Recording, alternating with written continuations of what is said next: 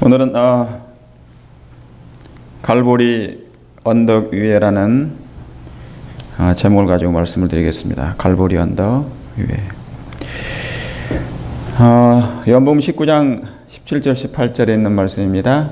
저희가 예수를 맡음에 예수께서 자기의 십자가를 지시고 해골이라 하는 곳에 나오시니 저희가 거기서 예수를 십자가에 못 박을새 다른 두 사람도 그와 함께 좌우편에 못 박으니 예수는 가운데 있더라. 우리의 구주 사랑의 예수께서 사망의 음침한 골짜기를 무거운 십자가를 지시고 이렇게 올라가셨습니다. 사실은 이 장면은 온 우주에서 온 우주가 주목하는 장면이었고 이해할 수 없는 장면이었고, 천사들은 그 예수님이 메시아가 하나님이 자기들이 섬겼던 하나님이 저렇게 고난과 고통을 당하시는 것을 보셨을 것입니다. 큰 슬픔을 가지고 그들은 주목했었고 타락하지 아니한 우주 거민들, 천사들은 그 모습에, 그 경이로운 모습에, 겸손한 모습에 그들은 침묵할 수밖에 없었습니다. 저 십자가에는 내 죄도 포함되어 있습니다. 그리고 여러분의 죄도 다 포함되어 있고 올려져 있습니다. 우리 죄인은 그 무게를 알지도 못합니다. 그리스도께서 지셨던 저 십자가의 무게가 얼마나 무거운 짐인지, 아담의 죄로부터 시작해서 우리 각자의 죄의 짐까지 올려진 그 무게에 짓눌려서 예수님은 고난과 고통을 당하셨으나 그분이 당하신 고난은 십자가의 그 아픔보다, 육체적인 고통과 아픔보다 아직도 회개하지 아니하는 저 유대 백성들, 인류의 모든 영혼들을 향하여 그 아픔이 컸습니다. 그것을 감당치 못하여 그분의 모세혈관은 파열되셨고 그 폭풍에 흔들리는 것처럼 그분의 심장은 산산조각이 났습니다. 그 모든 것이 다 죄인 것입니다. 우리는 그런데 그 예수님이 지셨던 이 십자가의 짐을 이해하지도 못하고 알지도 못하고 여전히 죄를 범하는 가운데 있습니다. 그 이유는 우리 자신은 죄를 만들어내는 공장이니까 그렇습니다. 끊임없이 죄를 만들어내는 공장인 것입니다. 죄인에게서 나오는 것은 죄밖에 없는데 의인에게서 나오는 것은 의밖에 없는 것입니다. 그런데 이 땅에 의인 되신 분은 오직 한 분, 예수님밖에 없으신 것입니다. 그러므로 여러분, 이제 해를 거듭할수록 이제 더욱 강도가 세진 징조가 우리 앞에 혁격히 나타나고 있습니다. 여러분, 예수님의 십자가는 예수님이 이 땅에 오신 것 자체가 징조입니다. 우주의 가장 큰 징조는 하나님이 인간이 되셨다는 징조인 것이죠. 또 다른 징조는 죄인이 하나님을 믿는다는 징조입니다. 엄청난 징조이겠죠. 나 같은 죄인이, 흉악한 나 같은 사단 같은 죄인이 하나님을 믿는다는 것입니다. 악을 악을 말하지 않을 만큼의 그런 의인으로 되게 해주실 그 예수님을 믿는다는 것이죠. 예수님 믿는다고 해서 우리가 품성이 변한 것이 아니죠. 완전한 의인이 되지 못합니다. 그러나 이제 해가 거듭할수록 더욱 강도가 세진 징조가 우리 앞에 혁격히 나타나고 있습니다. 여러분, 현재와 그리고 미래에 있을 계속될 징조 세 가지가 동시적으로 발생하고 있습니다. 천연계의 징조와 또 뭡니까? 도덕적인 타락, 그리고 종교적인 타락에 맞물려서 나타나는 것입니다. 그런데 이 모든 것이 지금은 진행형입니다. 이 세 가지가 삼중연합이 돼서 진행하고 있습니다.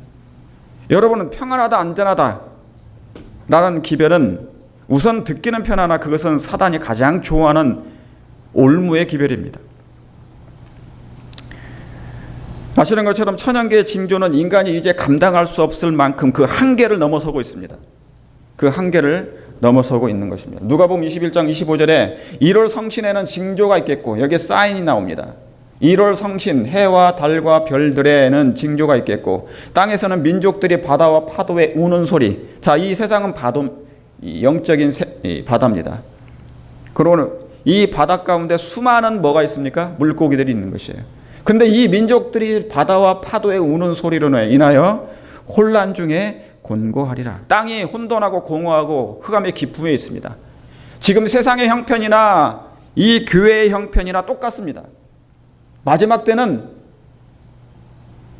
1월 성신 가운데 징조가 있을 뿐만 아니라 땅에서는 이런 고통이 있다는 것입니다. 해와 달과 별들의 지구가 흔들리고 있어요. 여러분, 이것은 그냥 된 것이 아니고 이미 예언된 것입니다. 창세기 1장 14절에 하나님이 가라사대 하늘의 궁창에 광명이 있어 쥐야를 나누게 하라. 또 그 광명으로 하여 뭐가 있어요? 징조와 사시와 일제와 연한을 이루리라. 그러므로 이 징조는 이미 태초로부터 하나님께서 우리에게 말씀해 주신 징조인 것입니다. 해와 달과 별들의 징조. 땅에서는 파도에 우는 소리로 인하여. 여러분이 아시는 것처럼 이번 주에 인도에서는 홍수로 말미암아 324명이 죽었습니다. 말할 수 없을 만큼의 이재민이 생겼고요. 아래에 있는 이것은 기후변화로 말미암아 기후가 온도가 상승함으로 말미암아서 물들이 녹조로 변하고 있습니다. 이건 독소입니다. 녹조는 사람이 먹지 못해요. 이건 미국에 있는 녹조입니다. 물들이, 저수지들이 녹조로 변하고 있는 현상입니다. 오른쪽에 있는 그림은 캘리포니아에 있는 유사 이래로 없었던, 개국 이래로 없었던 엄청난 산불이 계속 진행되고 있다는 것입니다. 여러분이 이미 매스컴을 통해서 이미 다 아시고 계실 것입니다.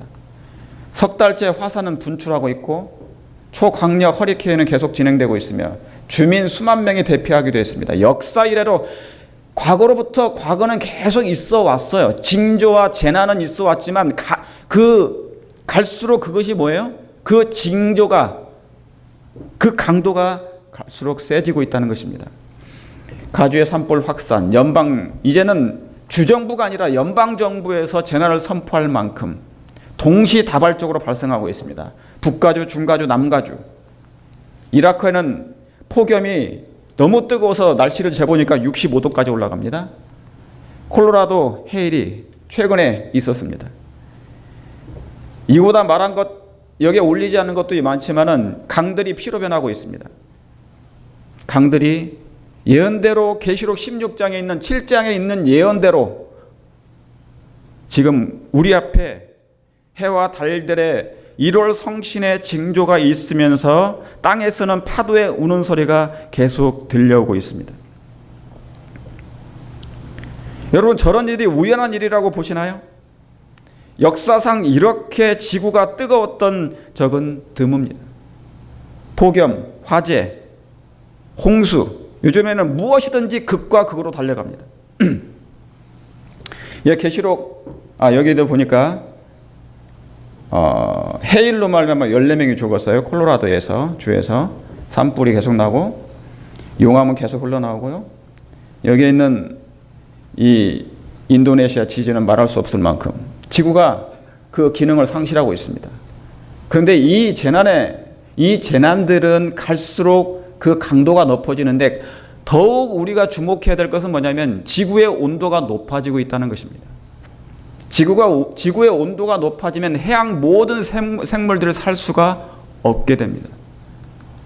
자, 계시록 8장 6절에 첫째 천사가 나팔을 부니 피 섞인 우박과, 우박 제가 아까 보여드렸죠? 우박과 불이 나서 땅에 쏟아지며 땅의 3분의 1이 타서 사이고, 땅의 3분의 1이 타서 사이고, 수목의 3분의 1도 타서 사이고, 각종 푸른 풀도 타서 사이더라. 옛날에는 기사거리가 나면, 뉴스가 나면은 정치적인 뉴스가 많았는데 요즘에는 재난의 뉴스가 주류를 이루고 있습니다. 전 세계가 심각할 정도로 인간이 통제 불가능할 정도로 이제 그런 천연계의 징조가 발생하고 있는 것입니다. 그러므로 제가 말씀드렸던 것처럼 천연계의 징조와 도덕적인 타락과 종교적인 타락이 맞물려서 삼중연합으로 이 세상에 쏟아지고 있는 것입니다. 여기 뭐라고 써 있습니까? 그 불들이 각종 푸른 풀도 타서 사유더라 그런 것입니다. 이에 하늘에 있는 하나님의 성전이 열리니 성전 안에 하나님의 언약궤가 보이며 또 번개와 음성들과 뇌성과 뭐가 있습니까? 지진과 뭐가 있어요? 우박이 있는 것입니다. 그러므로 이것은 하나님의 보좌로부터 흘러나오는 하나의 재앙의 도구로 사용하시는 것입니다. 그것이 자연재해든지 도덕적인 타락이든지 종교적인 타락이든지 품성이든 이제 평범함을 뛰어넘습니다. 이제는 평범하지 않아요. 여러분, 지금은 도덕적인 타락은 이미 잔을 차고 넘쳐버렸습니다. 종교적인 타락도 둘째가라면 서러울 만큼 이제는 그 도가 넘어서고 있습니다. 여러분, 세상이나 교회는 이제 평범한 시대는 지났습니다. 평범은 이제 더 이상 없어요. 중간지대는 없는 것입니다. 침묵한다고 중간이 되는 게 아닌 것이에요. 여러분이 아시는 것처럼 신명기 28장에 있는 그 말씀, 신명기에는 두 가지 나옵니다. 축복과 저주. 중간지대는 있어요, 없어요? 없는 것입니다. 그럼 여러분, 저런 1월 성신, 전 지구적인 징조의 목적이 무엇입니까? 전 지구적인 징조의 목적이 무엇이죠? 깨어나는 것입니다. 깨어나라는 것이죠. 하나님의 말씀을 연구하고 말씀대로 살고 하나님의 주신 예언의 선물을 깊이 연구하는데 그것이 내 마음과 생각에 어떻게 이해되고 있는지 모르지만, 그렇죠? 아까 우리 교과 시간에 정 집사님이 질문하신 어떤 말씀하셨는데 그 예복을 임금이 보러 왔다고 그랬죠? 왕이 예복을 다 나눠줬다고 그랬습니다. 그 예복이 뭐라고 그랬습니까? 수없이 제가 말씀드렸던 것처럼 품성이잖아요. 그 예복을 안 입고 있으면 흰 세마포, 옳은 행실, 품성입니다. 성경 전체가 다 품성 얘기예요. 하나님의 형상이 죄로 말미암아 깨졌다는 것이죠. 그렇죠? 그 깨어진 율법을 다시 회복해가겠다는 것입니다. 예복, 그리스도 의의 옷은 뭡니까? 품성의 옷입니다. 우리가 의의 옷이라는 빛의 두루마기라는 뭐예요? 빛의 두루마기가 뭡니까? 빛이 뭘 상징합니까? 생명을 상징합니다. 빛은 생명인데 결국 뭐냐면 그 생명은 뭐로부터 오는 거예요? 누구의 마음으로부터 오는 겁니까? 예수님의 품성으로부터 오는 것입니다. 엄마 아빠가 결혼하면 애가 태어나죠? 그 아이는 생명이 태어나는 것입니다. 사실은 뭐냐면 그 생명이라는 것은 사랑의 결정체라는 얘기죠. 사랑이 없으면 아무것도 안 되는 거예요. 품성이 결국 품성인 것이죠. 이 사단은 여러분, 우리가 선악간의 대쟁투에 있어서 인간을 바라보지 마시기 바랍니다. 인간은 그 사이에 낀 하나의 뭐냐면 도구가 뭐예요? 그 기만을 당하고 뭡니까? 속임을 당하는 하나의 불쌍한 영혼들인 것입니다. 그리스도의 이 선악간의 대쟁투라는 것은 사단과 그리스도 안에서 하나님은 백성들을 깨우려고 그러고 그 기만에서 벗어나게 하려고 그러고 사단은 끊임없이 기만시키는 것입니다. 신명기 28장에는 축복과 저주만이 있습니다. 중간지대는 없는 것입니다. 그러니까 이런 징조의 목적은, 재난의 목적은 하나님께서 내 하나님 만나기를 뭐하라는 겁니까? 예비하라는 것입니다. 알람을 주신 것이에요. 경종인 것입니다. 왜 그렇습니까? 하나님은 저런 일을 통하여, 이런 일, 많은 일련의 계속 일들을 통하여 뭡니까? 경종을 울리시는 거죠. 사단이 올무를 놓는 소리를 들으라는 나팔 소리인 것입니다. 예내신에 있는 말씀이 성령의 내자로 그 마음이 정결함을 받은 자는 모든 것이 변화된다. 예수님을 배우고 있는 사람은 부주의한 행동이나 무례한 말이나 아름답지 못한 생각을 점점 더 뭐하는 거예요? 좋아하는 거예요? 아니면 미워하는 거예요? 더 미워하는 마음을 갖게 될 것이다. 그러니까 예수님을 배우고 있습니다. 우리가 교회를 나오고 아멘을 하고 하나님을 찬양하고 말씀을 연구하는 이유는 뭡니까? 예수님을 배우는 이유인데 그것은 내적인 거라 얘기입니다. 부주의한 행동이나 무례한 말이나 아름답지 못한 생각을 점점 더 뭐하는 거예요? 미워하는 마음을 갖는 것입니다. 대속죄일의 특징이 뭐냐면 죄를 버리는 일이지 죄를 갖다가 내 마음에 집어넣는 일이 아니라 그 말입니다. 성령의 내재로 이러한 마음이 변화된다는 것입니다. 그리스도께서 사람의 마음에 거하시면 생각과 태도가 순결하고 세련될 것이다. 그리스도께서 사람의 마음에 거하시면 생각과 태도가 순결하고 세련될 것이다. 제가 설명하지 않아도 이 말씀 속에 모든 게 다 들어가 있습니다. 우리가 예수님을 믿고 주여 주여 하고 기도하여, 그러나 결과는 열매인 것이죠. 예수님이 내 마음에 거하시는데 생각과 태도와 순결이 세련되지 않을 이유가 하나도 없는 것입니다. 예수님이 이 땅에 사람이 되신 것은, 죄 있는 육신의 모양으로 오신 것은 토기장으로서 깨끗한 그릇을 만드시려 이 땅에 오신 것입니다. 품성을 약간 교정하거나 수정하러 오신 게 아니에요. 본성 자체를 바꾸시기 위하여 이 땅에 예수님이 초림하신 것입니다. 여러분, 착하게 사는 것이 전부가 아니죠. 착한 사람들은 세상에 교인보다 많습니다. 오히려 하나님 안 믿는 사람들이 착한 사람들이 또 많아요. 여러분이 다 아시는 것처럼. 오늘 세상이나 교회가 그리 착하거나 선하지도 않은 세상에 또한 살고 있는 것입니다. 그러니까 예수님은 토기장으로서 우리의 품성을 어찌하든지 깨끗한 그릇을 만들어서 이것을 뭐예요? 교정하거나 수정하려고 하는 게 개선하려고 하는 게 아니에요. 우리 아들의 데니엘 차를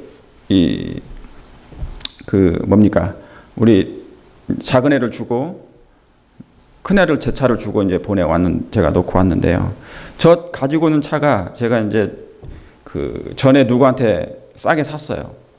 근데 전 차주가 이것을 타고 가다가 뭐냐면은 오버히트이 된 것입니다. 그러니까 거기 쿨런트가 없어가지고 오버히트 돼서 이것이 엔진이 들러붙어 버렸어요. 그래서 어떻게 돼요? 엔진이 들러붙으면 어떻게 되는 것입니까? 그 차를 탈 수가 있어요? 없어요? 없어요. 그래서 뭐냐면 엔진을 아예 교체해 버렸습니다. 전 차주가 그 차예요. 여러분, 엔진을 새 것으로 교체하는 일 자체가 뭐냐면 새 언약의 메시지예요. 우리는 품성을 교정할 수가 없습니다. 인간 스스로의 죄인을 고칠 수가 없어요. 억압시켜가지고 굴복시킬 수 있지만 품성은 변하지 않습니다. 그래서 예수님의 품성, 예수님의 그 하시는 계획은 뭐예요? 변화인데 이 변화를 뭐를 통해서 하시겠다는 겁니까? 성령의 내재로 하시겠다는 거예요. 성령은 예수님의 그리스도의 아름다운 사랑의 대리자입니다. 그분도 하나님이세요. 다시 말하면 이 깨어진 부분, 망가진 부분을, 정신이 망가지고 품성이 망가진 부분은 하나님이 재창조해 주시지 아니하는 한 이것은 불가능하다는 얘기하는 것입니다. 본성을 바꿔버리고 엔진을 바꿔야 돼요. 엔진을 바꾸지 않는 한 이 문제는 해결되지 않습니다. 그것이 새 언약의 메시지인 것입니다. 본성을 바꾸는 일. 여러분, 그리스도인의 소망이 뭡니까? 그리스도인의 소망이 뭡니까? 예수님을 만나는 거잖아요. 예수님 만나는 거예요. 아담 때부터 에녹, 욥, 다윗, 믿음의 노독들이 뭘 기다렸습니까? 그들이 끊임없이 기다린 게 뭐예요? 여러분은 누구를 기다리십니까? 예수님을 기다리시는 거죠. 그게 이사야 25장 9절의 말씀이에요. 그날에 말하기를 이는 우리 하나님이시라. 우리가 그를 뭐 했으니? 기다렸으니 그가 우리를 구원하시리로다. 이는 여호와시라. 우리가 그를 기다렸으니 우리는 그 구원을 기뻐하며 즐거워할지어다. 여러분, 이 말씀은 미래적인 말씀이에요. 이사야 25장에 있는 이 말씀은 마지막 때 아포칼립스, 묵시적인 말씀으로 마지막 때 살아남아서 끝까지 구원받을 사람들을 얘기하는 거예요. 그러니까 그런 사람들만, 지금부터 의로운 자는 그때까지 의로운 사람들이 이 말씀을 하게 돼요. 예수님을 내가 끊임없이 기다리고 고대했다는 것입니다. 여러분, 그런 사람들은, 예수님을 기다리고 고대하는 사람, 정말로 진실로 하늘이 가기를 원하는 사람은 우리의 품성이 어떻겠습니까? 예수님을 닮을 수밖에 없는 것이죠. 죄를 만들어내는 것이 아니라 예수님을 닮는 일에 그의 모든 것을 다 바칩니다. 여러분, 오로지 그리스도의 소망은 그분의 오심을 고대하는 것입니다. 왜요? 죄에 허덕이는 삶은 지칩니다. 죄에 허덕이는 삶은 지쳐요. 지침의 결과가 뭐냐면 죽음이에요. 죽는 것이에요. 그래서 우리는 예수님을 기다리는 것입니다. 여러분, 예수님이 승천하신 후 사도들은 무엇을 기다렸나요? 예수님이 승천하셨어요. 그들의 눈을 보면서 구름을 타고 승천하신 예수님을 보고 그들은 무엇을 기다렸습니까? 예수님의 다시 오심을 기다렸어요. 전도하는 이유가 뭐예요? 전도를 위한 전도하지 않았어요. 그분이 오심을 기다리기 때문에, 그분을 너무너무 사랑하기 때문에 그분을 기다린 것이지 다른 것 때문에 기다리지 않았어요. 발 마사지 하려고 기다리는 것도 아니고 어떤 봉사를 하기 위해서 목적 자체가 달랐어요. 오로지 예수님을 다시 보고자 하는 그 욕망, 그 선한 욕망, 그것만을 위해서 그들이 기다렸습니다. 그래서 그 기다림을 뭘로 달랬냐면 기도밖에 없었어요. 여러분, 그들은 예수님을 만나는 유일한 길이 뭐였다고 그랬습니까? 기도라고 그랬어요. 그래서 그들은 전혀 기도에 힘썼다 그랬습니다. 여러분, 교회가 세워진 목적이 뭡니까? 교회가 왜 세워졌죠? 다 아시는 것처럼 교회는 영혼을 구원하는 기관입니다. 그런데 그 영혼을 구원하는 기관인데 다른 영혼들을 구원하죠. 그런데 우리 자신도 구원받을 필요가 있는 것입니까? 우리 자신부터 구원받을 필요가 있습니까? 구원은 예수님께서 이 땅에 오신 목적은 구원인데 뭐로부터 구원하시러 오신 것입니까? 죄예요. 근데 그 죄가 인간의 마음속에 들어있다는 것이에요. 그러면 마음의 문을 열지 않으면, 예수님이 들어오지 아니하면, 성령이 내재하지 아니하시는 한 그 죄가 뭐예요? 죄를 그치지 않는 한 구원할 수가 없는 것입니다.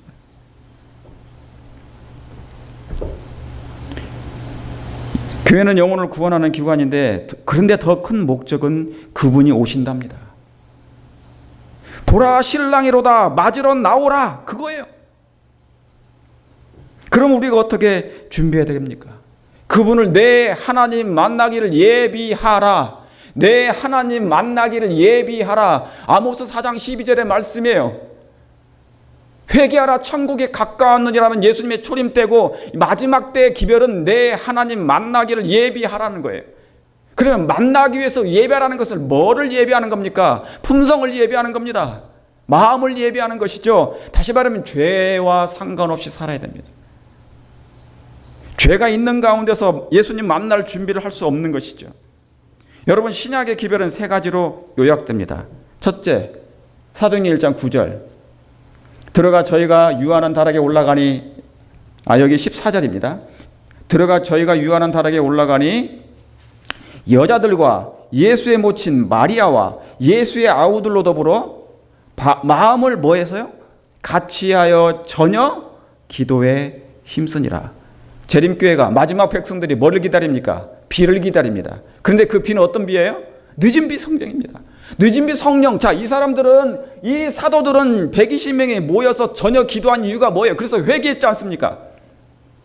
성령을 받기 위해서 한 거예요. 오순절 성령이 임하셔야 되면이 비로소 품성이 뭐예요? 인침을 받기 때문에. 여러분, 성령이 임했다, 그 말은 뭐냐면 죄를 버렸다는 얘기입니다. 죄를 버리는 사람은 성령의 인침을 받아요. 그때 임하셔서 능력이 임하는 것입니다. 그래서 하나님의 품성이 나타나는 것입니다. 자, 그러면 오순절 때는 그거고, 늦은 비 성령 때도 마찬가지입니까? 늦은 비 성령 때도 마찬가지예요. 죄가 있는 한 성령이 임하시지 않습니다. 그것은 사단의 처소가 세워질 뿐이에요. 내 마음에 성령이 임하시기 전에 깊이 뭐예요? 기도함으로 회개하는 것입니다.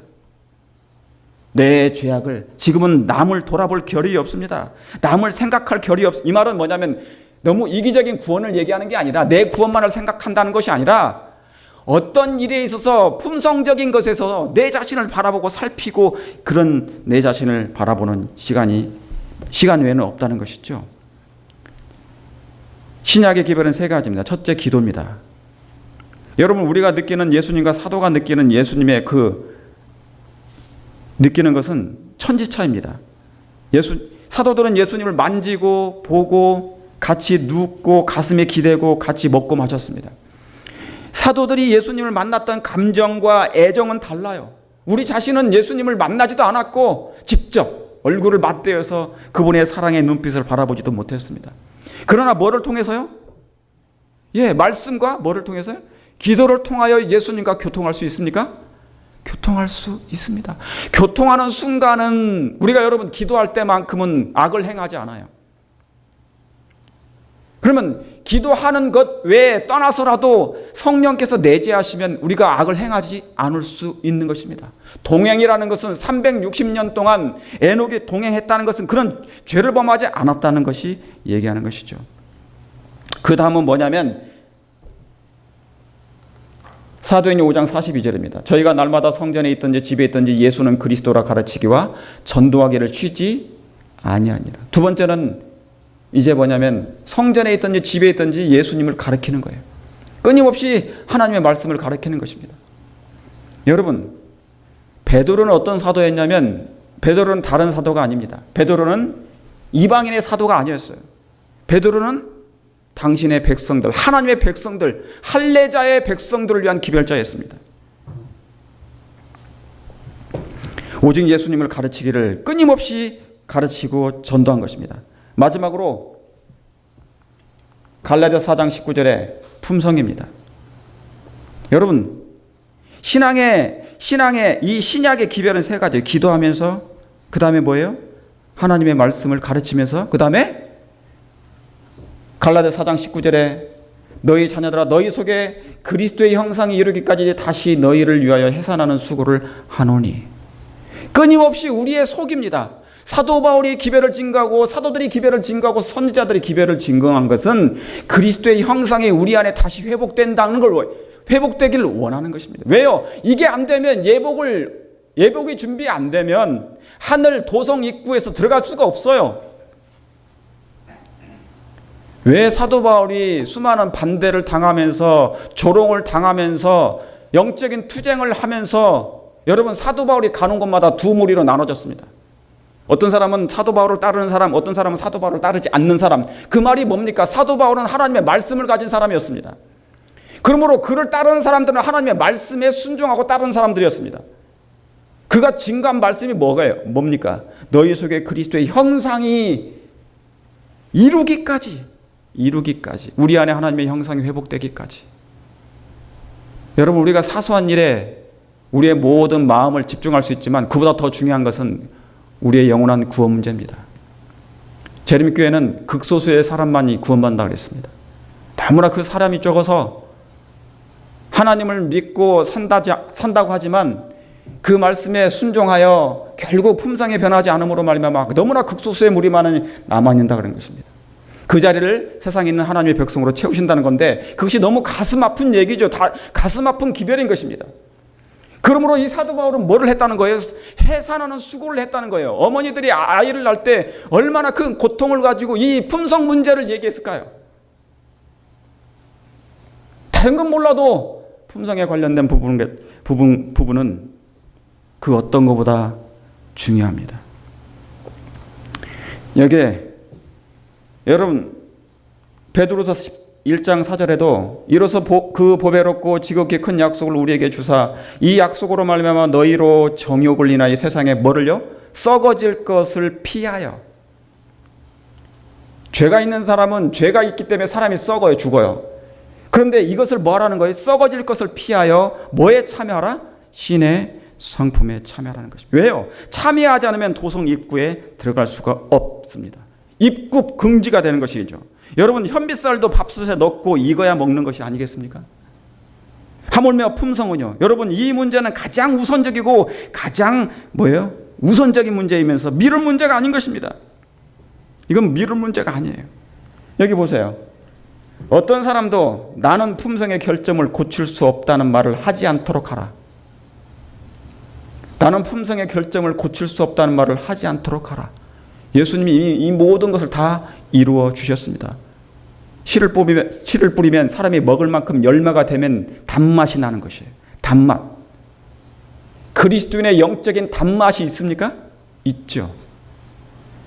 어떤 사람도 품성의 결점을 고칠 수 없다. 이 말은 뭐냐면 결점을 가지고 있다는 것은 쓴맛이란 얘기입니다.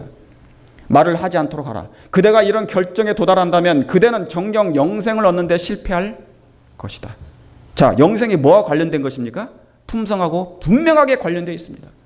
품성의 결점을 가지고 있는 한 영생을 실패한다는 것이에요. 그 불가능성은 그대의 의지 때문이라.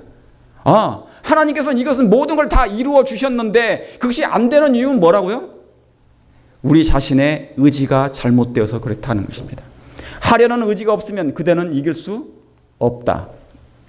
품성의 변화는 마음속에 그리스도가 내재하신다는 것을 세상에 증언한다. 너무너무 중요한 말씀이에요. 우리가 품성을 유지하죠. 말할 수 없는 정말 그 험한 환경이 둘러싸인다 할지라도 품성 변화는 우리에게 중요합니다. 그것을 유지하는 일은 굉장히 중요한 것이에요. 그러나 그렇기 때문에 품성 변화는 마음속에 누가 내재하신 결과입니까? 예수님이 거하신 결과입니다. 그러면 품성 변화가 일어나지 않는 이유는 뭐예요? 말할 것도 없이 그리스도께서 내 마음에 임재하지 않으신다는 얘기인 것입니다. 여러분, 하나님이 에덴을 아무리 아름답게 창조하면 뭐합니까? 죄가 있는 한 더 이상 에덴이 아닌 것입니다. 모세의 성소, 솔로몬 때 성전. 여기 이 말씀 한번 보시기 바랍니다. 이게 분재입니다. 여러분이 다 아시는 것처럼. 근데 저 분재도 가만 놔두면 엄청나게 큰 나무가 됐을 건데 저렇게 예쁘게 되기까지 수백 번의 정전이 필요했어요. 잘라내고 또 잘라내고 또 잘라내고 또 잘라내는 것입니다. 수백 번이에요. 아픔도 필요합니다. 깎아짐도 필요합니다. 도려냄도 필요합니다. 아픔이 있어요. 그러나 아름다운 나무가 되기 위해서는 뭐예요? 깎아짐이 필요하고 잘라냄이 필요한 것, 정전이 필요한 것이죠. 여러분, 우리의 품성 또한 끊임없는 잘라짐의 과정이 필요합니다. 품성의 결함이 있는데 이것을 이대로 놔두면 하늘에 갈 수가 없어요. 예수님의 재림이 목적인데 예수님을 맞이하는 것이 목적이고 하늘에 가는 것이 목적이라면 그것을 위해서 우리의 모든 것을 희생할 필요가 있다, 그 말입니다. 이거보다 중요한 것이 뭐가 있습니까? 이거보다 중요한 것이 없어요. 성소의 과정을 보세요. 에덴 성소가 중요한 것보다 에덴 자체가 중요한 것이 아니에요. 마음이 더 중요한 것이었습니다. 아담의 품성이 더 중요했단 말입니다. 제단 성소가 중요하고 모세의 성막이 중요하고 솔로몬의 성전이 중요했어요. 수르밥의 성전이 중요했어요. 헤롯 성전이 중요했고요. 예수님의 성전이 중요했지만 예수님의 성전도 이스라엘 백성은 예수님을 죽였습니다. 그리고 우리의 마지막 성전, 이게 더 중요하지 않겠습니까? 구원받고 싶은데 가장 핵심적인 것을 놓치고 이스라엘 백성, 그 바리새인들은 뭡니까? 회칠한 무덤을 가지고 살았다는 거예요. 속은 아닌데 회칠한 무덤 속에 살았다는 거예요. 그거 벗어 던지라 그런 것입니다. 정말 중요한 구원의 문제, 품성의 문제, 영생을 택하라는 것이죠. 여러분, 성경의 핵심이 뭡니까? 그곳이 어디죠? 성경의 핵심이 뭡니까? 그곳이 어디입니까? 그것은 갈바리의 언덕입니다. 근데 그곳은 뭐가 있는 곳입니까? 인류의 모든 죄가 집중하는 곳입니다. 여기 갈보리 저 언덕 위를 한번 보시길 바랍니다. 인류의 모든 죄가 집중되어 있는 곳입니다. 거기에는 사단도 있어요. 멸망도 있습니다. 사망의 뼈들의 골짜기가 바로 저 십자가 주변에 있는 것이에요. 거기가 둘째 사망이 있는 곳이고요. 멸망에 가증한 곳이 있는 곳이 바로 저기입니다. 왜요? 십자가는 죄로 생긴 형벌의 장소이기 때문에 그런 것입니다. 많은 사람들이 예수님의 십자가를 바라보는데요, 사실은 그것만 바라보지 않아요. 저기에는 사단도 있고 저기에는 멸망에 가증한 곳이 저기에 있는 것입니다. 둘째 사망이 저기에 있어요. 그런데 둘째 사망이 내가 죽을 그 죽음이 저기에 있는데 예수님이 내 죄를 대속하셨다는 그 사실 하나만 가지고도 우리는 감사와 찬양이 넘치는 것입니다. 그런데 우리는 아직 참 예수님을 만나지 못한 것이죠. 십자가는 죄로 생긴 형벌의 장소인 것입니다. 그런데 그 갈보리 언덕은 아담 때부터 시작됐습니다. 여러분, 그곳은 내 죄의 종착점입니다. 여러분, 저 갈바리 언덕 위에는 내 죄의 뭐예요? 죄의 종착점이에요. 거기 진정으로 가야 내 죄가 그쳐요. 한번 보실까요? 다니엘 9장 24절. 내 백성과 내 거룩한 성을 위하여 70일에로 기한을 정하였나니 허물이 뭐예요? 마치며. 죄가 뭐 한다 그래요? 끝나며 죄악이 영원히 속죄되며 영속되며 영원한 의가 드러나며. 이게 품성이에요.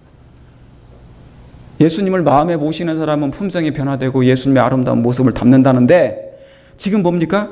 저 갈보리 언덕은 허물이 마치는 거예요. 여러분, 십자가에 가지 예수님의 그 정말 실질적인 예수님, 실제적인 그 그리스도, 나의 구원자, 내 하나님, 그 십자가의 언덕에, 갈보리 언덕에 갈 때 비로소 죄가 그칩니다.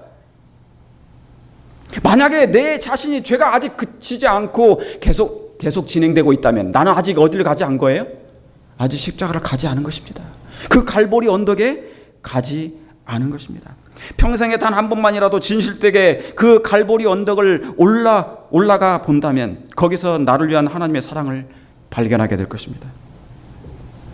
아직 투쟁하고 갈등하는 이유가 갈보리 언덕 근처에도 이르지 못했기 때문에 우리가 갈등하고 투쟁하는 것입니다. 여러분, 우리 거기에 가야 됩니다. 여전히 죄가 반복된다면 우리가 아직 뭐예요? 이 갈보리 언덕에 가지 않았어요. 그렇기 때문에 저 언덕으로 가야 됩니다. 거기서 우리를 위해서 죽음을 당하신 구주를 만나야 되는 것입니다. 정말 만나야 되는 것이죠. 여러분, 지금 모든 인류는 다, 이 모든 세상 인류는 다 저기를 향하여 지금 가고 있습니다. 저기 어디예요? 갈보리 언덕입니다. 왜요? 왜 안 믿는 사람도, 악인들조차도 거기로 향해 갑니까? 왜요?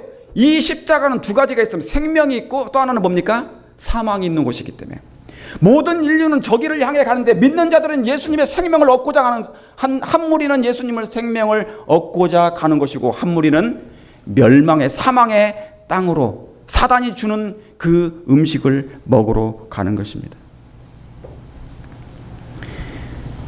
지금 모든 인류가 거기를 가고 있습니다. 자, 이사야 7장 14절에 그러므로 주께서 친히 징조로 너에게 주실 것이라. 보라, 처녀가 잉태하여 아들을 낳을 것이요 그 이름을 임마누엘이라 하리라. 예수님께서, 여러분이 다 아시는 말씀이죠. 예수님이 이 땅에 성령으로 잉태되신 것이 뭐예요? 징조라고 그랬어요. 그런데 뭐예요? 여러분, 왜 아들이 징조입니까? 왜 예수님이 메시아가 하나님이 사람이 되셔서 이 땅에 오시는 것이 왜 징조가 되셨나요? 왜 징조이죠? 여러분, 이 뒤에 말씀을 보시면 압니다. 왜 징조인지. 그가 악을 버리며 선을 택할 줄 알 때 미쳐 버터와 꿀을 먹을 것이라 그런 거예요. 알고 보니까 악을 버리며 선을 택할 줄 알 때 그게 징조인 것입니다. 예수님은 이 땅에 죄를 없애고 죄를 멸하고 의를 제공해 선물로 주시러 오셨습니다. 구원을 제공해 주시러 오신 것입니다. 그래서 뭐예요? 악을 버리는 것이 징조였어요. 여러분, 악을 버리기를 원하십니까? 내 안에 있는 마음을, 죄를 그치고 죄가 영속되고 악을 버리며 선을 택하기를 원하는 것, 그것이 징조인 것이에요. 다른 것이 징조가 아니라 바로 악을 버리는 일은 징조 대신 예수님을 알게 될 때 버리게 된다는 것이죠. 이게 징조인 것입니다. 그러니까 마지막 때는요, 징조가 다른 게 징조가 아니에요. 참된 진리, 하나님이, 예수님께서 우리를 위하여 십자가에 달려 죽으신 것이 죄임을 알고 그거를 깨닫게 됐을 때 그 죄를 얼마나 두렵고 떨림으로 버리는 특별한 일이 있어야 되는데, 개인적으로. 그런데 이 죄를, 악을 버리는 일을 하지 않게 될 때 그것 또한 징조에 있고, 악을 버리며 선을 택하는 일 또한 징조라, 그 말입니다. 여러분, 선을 택하기를 간절히 원하십니까? 선을 택하기를 바랍니다. 여러분, 지금 우리는 어딜 가고 계십니까? 다 한 곳을 향하여 가고 있습니다. 근데 여기 보십시오. 예수님이 탄생하셨고요. 그리고 유월절 만찬을 유월절 만찬을 보냈습니다. 그런데 유월절까지는 좋았어요. 자, 갈바리 언덕에 온 인류가 갈바리 언덕을 지금 향해서 가는데, 갈바리 언덕을 향해서 가는데 지금 많은 사람들은 뭐냐면 6월절 만찬까지만 가는 사람이 있어요. 6월절까지는 좋았어요. 여러분, 6월절 떡을 먹을 때까지 모두가 희망에 부풀어 있었습니다. 왜요? 예수님이 왕이 되시면 이제 뭐예요? 이 세상의 왕이 될 거라니까. 우리가 세상을 통치할 거라고 유대인들이 생각했었으니까. 여러분, 오늘날 많은 사람들이 6월절까지만 신앙을 하는 것입니다. 6월절까지만 신앙해요. 그 이후 갈바리 신앙은 안 하는 것입니다. 여러분, 그곳은 갈바리 언덕은 뭐 하는 곳인가요? 뭐 하는 곳인가요? 그곳은 죽어야 되는 곳입니다. 자아가 죽고, 교만이 죽고, 욕심이 죽고, 불의가 죽고, 악의가 죽고, 악의가 죽고, 그것이 함께 예수님과 함께 못 박혀 죽어야 되는 것입니다. 그런데 십자가 주변에 저 갈보리 언덕에 올라가면서조차도 사람들이 예수님을 조롱하는 것입니다. 예수님을 비난하는 것입니다. 비판하는 것입니다. 예수님을 사랑하지 않았어요. 그러니까 거기서 뭐를 만나는 것입니까? 생명을 만나기보단 멸망을 만나게 된 것이죠. 여러분요, 우리는 6월절을 넘어 이제 6월절 만찬을 넘어야 돼요. 그 6월절을 넘어서 거기까지 신앙하면 안 돼요. 그 6월절을 넘어서 갈보리 언덕까지 가서 구주를 만나야 되는 것입니다. 여러분, 우리가 살려면 그곳에 가서 죽어야 됩니다. 갈바리는 죽는 곳이에요. 내 죄가 죽고, 내 자아가 죽고, 악한 성향이 죽고, 사랑이 없는 내가 죽고, 아첨이 죽고요. 근데 여러분, 여기 누가복음 23장 23절에 저희가 큰 소리로 재촉하여 십자가에 못 박기를 구하니 저희의 소리가 이긴지라.